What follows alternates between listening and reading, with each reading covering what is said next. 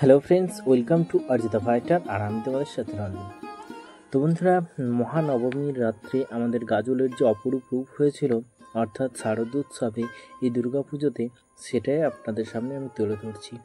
জানি শারদীয় উৎসব পার হয়ে গেছে, এখন আমাদের মা কালীর আগমন, অর্থাৎ মা লক্ষ্মী এবং মা কালীর আগমন, কিন্তু আমাদের অর্জিতা ফাইটারে কিছু স্মৃতি এখনও রয়ে গেছে, সেগুলো আপনাদের সামনে উপস্থাপন করতে চাই।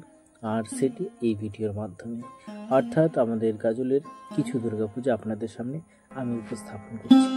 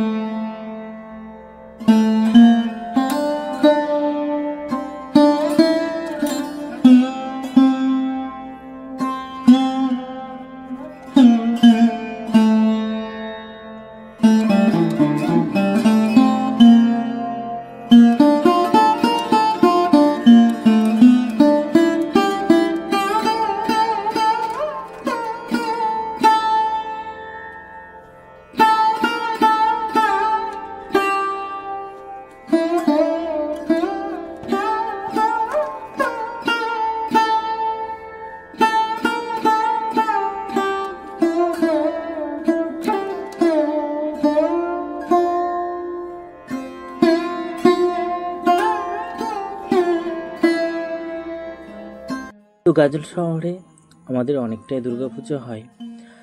তো সেই সমস্ত পুজোগুলোর মধ্যে সিরার মধ্যে থেকে অন্যতম একটি এই ক্লাবটি, যেটি সম্পূর্ণরূপে মাটির আসবাবপত্র সমস্ত কিছু ব্যবহার করা হয়েছে।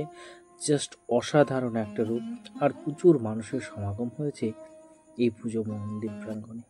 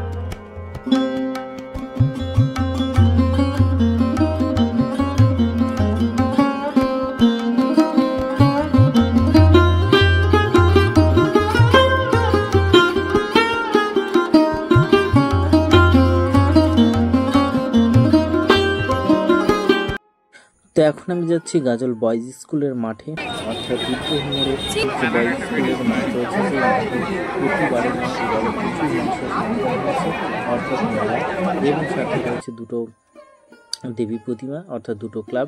সেই সমস্তটাই আপনাদের সামনে আমি তুলে ধরছি।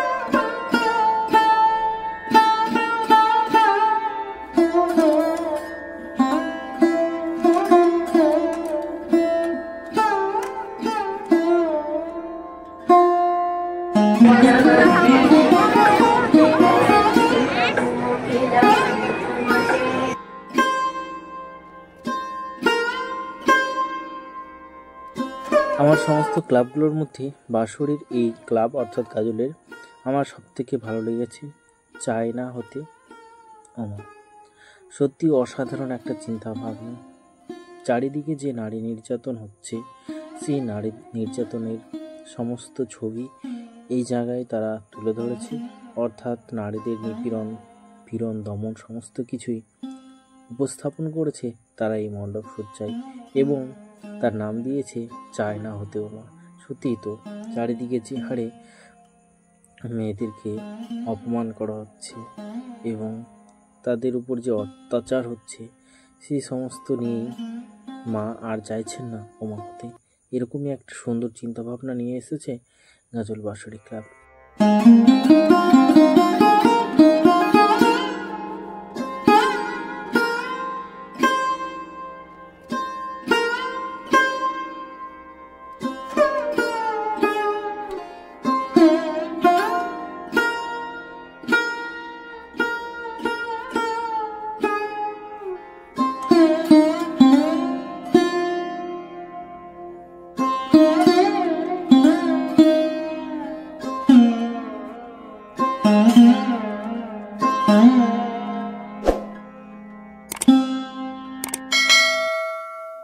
তো এই হচ্ছে গাজল বাঁশরী ক্লাবের দেবী মূর্তি।